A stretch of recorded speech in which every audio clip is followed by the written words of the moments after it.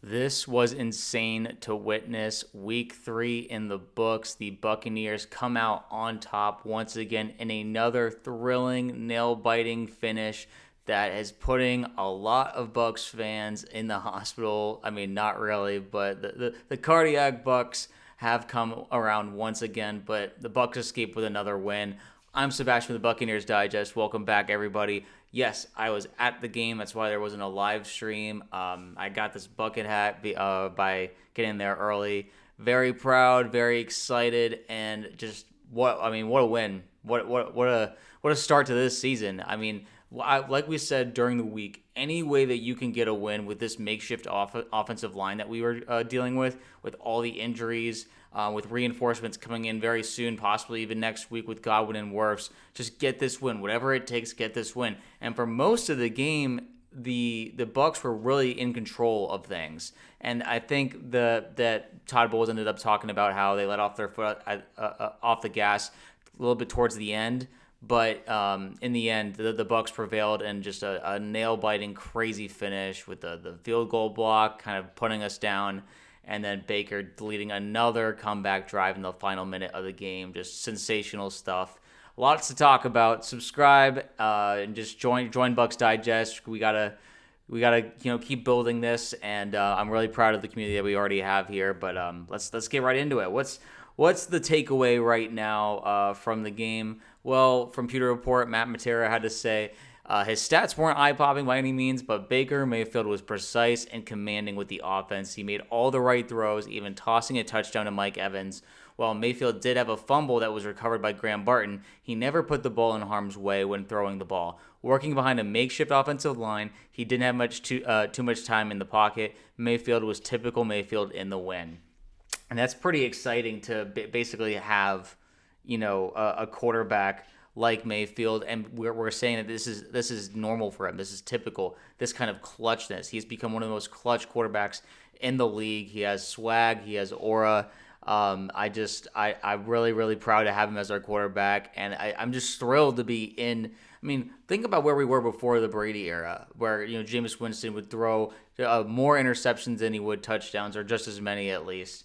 And Baker is protecting the ball, but he's also making like splash plays. He's exciting to watch. Bucs football is a thrill to watch for all NFL fans. We've kind of become America's team in a lot of ways, where everyone's just a Baker fan. Everyone likes the Bucs. We're aesthetically pleasing, all that good stuff. And boy, I mean, shout out to the Bucs, by the way, for just really going into the creamsicle, the throwback look at the stadium. I thought it looked fantastic. It looked great. Everyone was really into it. Just wearing their creamsicle gear, the hats, the field itself, the flags. It was really well done. And then the uniforms obviously looked gorgeous. But the Jets, they weren't going to go down swinging. Typically, when you have an 0-2 team going into week 3, they know 0-3 is basically a death mark for their season. It's almost borderline impossible. Not impossible, but it's very hard to climb out of that gutter to make it to the playoffs. So Jets were fighting for their season in a lot of ways.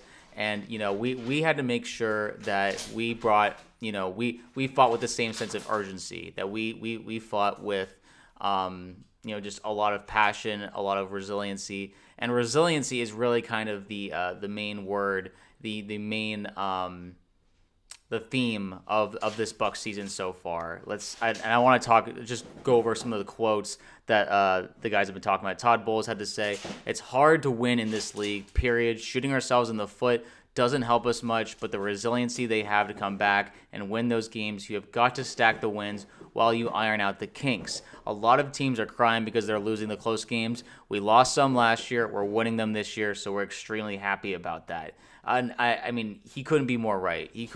I mean, the fact that we're closing out these games, I mean, one of the biggest knocks against Todd Bowles as a coach was that in close games, in clutch time management, and like being able to handle these situations down the line was something that we struggled with. We always seem to come up short at the end of games, and now 3 games in a row, we have now become like this an insanely clutch team, a team that you don't want to give the ball back to, where there's time left, and for Baker Mayfield to make, even with an offensive line that's all banged up, no Godwin, no Evans, just an Emeka Egbuka who is well on his way to getting Offensive Rookie of the Year, or just a great start in that sense. So got to keep him healthy and keep pushing forward. But some great stuff from him. Sterling Shepard, shout out to him, had a great game as well. So just really, really fantastic stuff from all those guys around. And then Baker himself had to say, we got to be able to get 6 instead of field goals, obviously. We had a bit of a mix-up on the O-line. Those guys played great. They executed in critical moments, keeping their calm in the heat of the moment. We have a resilient group. We stick together, the whole team. When one phases down, the other has to pick it up a bit, and they're there for you. And that's what this team's all about. I love everything he's saying here, is that this team really is impressive when it comes to, okay, like someone's struggling, one of us is struggling, okay, we're going to like make sure that we, pick up the slack, and we're staying consistent. Now, we took the foot off the gas, obviously, especially defensively in the second half, thinking, okay, the Jets aren't getting much going, where we had a pick 6 to end the first half, and, shout out to Jamel Dean. We were all kind of, getting after him a little bit, just the way he was getting picked on in the first 2 weeks. But that's a really great play. He anticipated a fantastic play. But after that, it seemed like the Bucs were like, oh, okay, this feels like the game's in our hands. The offense is doing enough. But, the penalties, it felt like the refs were really trying to keep the Jets in this game. And listen, I don't complain about the refs. That's not my thing. Win or lose, no matter how bad it is, you have to win it on your own terms. But it really did. I think it was like 8 holding penalties or something in like the first drive. It was ridiculous. The crowd was fed up with it. And then it calmed down in the second half, whether that's because the league made a call and said stop calling so many penalties, or just the offensive line settled down.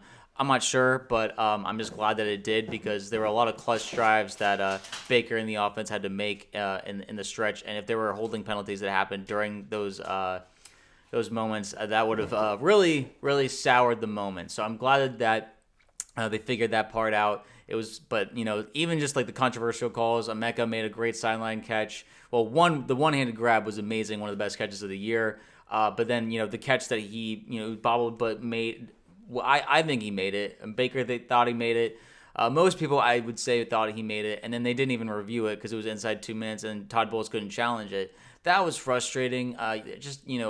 NFL should do better about that. You got to, at least look at it. It was a close play and a big play. And it ended up, we overcame that as well. The touchdown that the Jets got out on 4th and goal, also very controversial, but that one I'm less mad about because they called it a touchdown on the field, and there wasn't, in my opinion, definitive proof that, I think you can make an argument that, it was incomplete, but it wasn't definitive enough where it's like, for sure that it was incomplete. So that's why the call, it said stand and not confirmed. That was an unfortunate moment. But then, the Emeka catch was, I'm just surprised they didn't even review that. And then, just all the penalties. Anyway, I know I'm talking about the refs a lot here. I don't like to complain about them. It's just one of those things. It's more adversity that we had to overcome. And that blocked field goal that they returned for a touchdown was such a moment that, it deflated the stadium. It felt like, oh my gosh, we're cursed. This whole theme of curses really set back in. The creamsicle curse, the 3-0 curse. It just felt like we were really shooting ourselves in the foot. This trap game once again had come around on us, and we had like let the grasp of the game go a bit. But then when Baker got the ball back, you just feel like a sense of calm, a sense of confidence with him, and it's like we had that during the Brady era as well. We did not have that really any other time beforehand, so it was just a really special game, a special moment to watch us drive down the field and give Chase another chance to redeem himself. I know people are going to be asking about the special teams in general, like, is this a problem? Is this something that we need to look at? Chase hit several 50-plus yarder field goals. He hit the game winner. The blocked field goal, I would argue there was there was a penalty that happened on that against the Jets where he stepped on the center and it wasn't called. So that was one thing. But you could just say the Jets made a good play there. Maybe I'd be complaining about it more if we lost the game, but overall, most teams I think would have fumbled that moment, would have like let the moment gotten too big for them, too deflating, where it's like, oh my gosh, we were about to go up 2 scores, and now all of a sudden we're losing just like that. I mean, that's what makes football so beautiful and so terrifying. But the Bucs, they didn't flinch, they didn't blink. Chase McLaughlin had to say, I told Riley we're going to get another shot at this. Forget about that last play. We had complete confidence in Baker in the offense to get us in range, and we were able to execute for the team.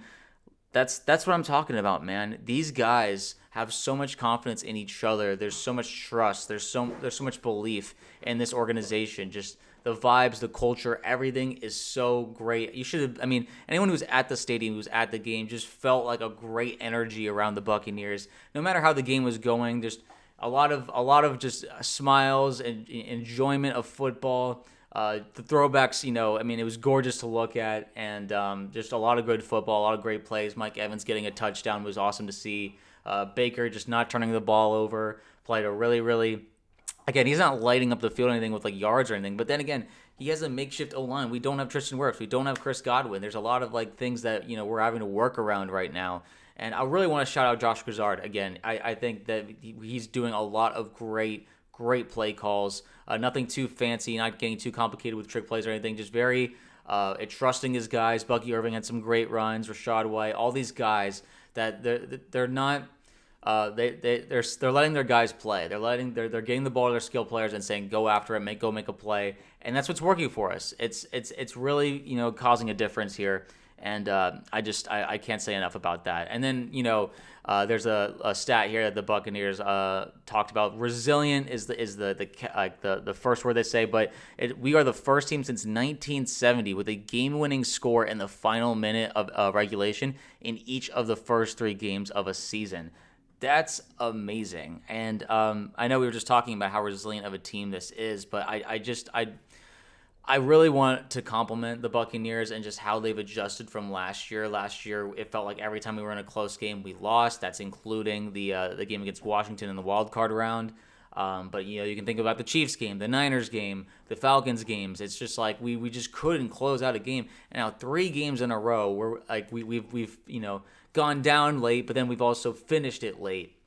And as long as we have the ball last, it feels like we're going to win the game. And I just love the confidence that I have in this team. We're going to get reinforcements back for the Eagles. So, I mean, this was a massive win. It's obviously the toughest challenge is going to be against the defending champs. We'll be at home. We have a good record and good experience against the Eagles. Todd Bowles tends to dial things up pretty well for Jalen Hurts. But it's going to be a challenge. The Eagles, as far as I know, are relatively healthy. We'll be scouting them throughout the week. But we also beat up I forgot to mention, we beat the backup curse as well. Backup, creamsicle, the 2-0 curse, all these things. And we beat the primetime curse last week. All these things, they're out of our system. Close games, yada yada yada. We don't have to worry about this stuff anymore. Now, the Eagles are going to try and break their curse against us because we have their number, and the Bucs have a chance to really solidify themselves as one of the best teams in the league. I mean, if not already, people are saying that. But I mean, the Eagles game is going to be crazy, especially if Wirfs is back. And I'm just very excited to see what that means, and Godwin as well. Whatever they can manage. We all hope Mike Evans is okay because obviously no one wants to see his hamstring once again getting hurt. He's had a lot of hamstring problems in the past. We hope he's not out for too long. So crossing fingers on that. He did look pretty upset coming off the field. I think he slammed a water cooler. But just shout out to Mike. Hope he's doing okay, and hope that we'll get him back healthy pretty soon. But Emeka Egbuka, keeping the train rolling on Offensive Rookie of the Year. Baker Mayfield quietly in the MVP conversation. But he might need a few more passing yards. But just the clutch play from him is really going to do it, and really going to help him, stay in that race in the meantime and not turning the ball over.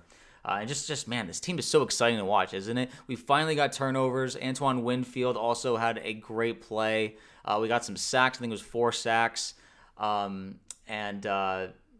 just overall the team was playing really, really well. Now the Bucs have a better roster, even despite all the injuries on the offensive line and receivers and all that. We have the better roster.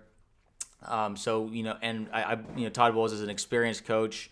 It was cool to see Baker say that he wanted to get revenge on Steve Wilkes, the defensive coordinator for the Jets, and I just thought that was really cool that he had revenge in his mind. Todd Bowles was getting a win against his former team with the Jets. Son Reddick getting revenge against his former team. So there's a lot of different personal missions going on there. I don't think Todd really cares, though. He doesn't hold any grudges against the Jets.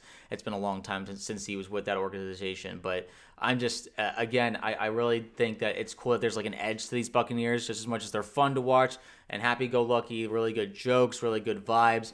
There's also an edge to them. They play physical, they play tough, and they play together. And I think that's, there's just a next man up mentality that has been really, really strong for these games. And it's really helped just us find a way to win every single time. It doesn't matter who's on the field. We don't think about our deficiencies. We only think about what we can do and not what we can't do. So again, very proud, very excited about the way that this game turned out. Now I want to turn it to you guys and just ask, what are your takeaways from this game, from this win that the Buccaneers made, a last-second field goal from Chase McLaughlin to take the lead at the end and win? Are you concerned? Are you excited?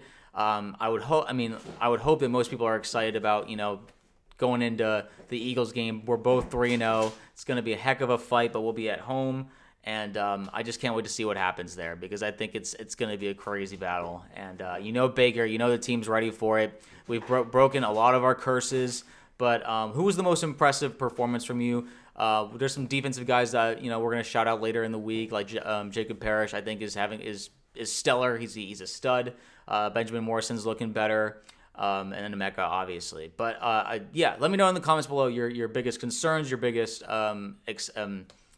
positives, and we'll look over all those. We'll definitely talk about special teams and all that, just punting, kicking, what we should be looking to do to fix things if they can be fixed, all that good stuff. But yeah, let me know in the comments. Subscribe. Let's keep this thing rolling. Go Bucs, baby, 3-0. Just great time to be a Buccaneers fan. We're in the best era of Bucs football right now. Don't make a mistake about it. This is just enjoy this. I want to emphasize to Bucs fans, enjoy this time. Don't worry too much about what we're not doing. We're winning games. It is hard to win in the NFL. Look at the Packers. That team was Super Bowl favorites, and especially favorites in the NFC, and they just lost to the Browns. Any given Sunday, man. It doesn't really matter. Just whatever you can do to get a win is what matters, and the Buccaneers are finding ways to win. So just proud of the guys. But anyway, I will see you guys in the next video.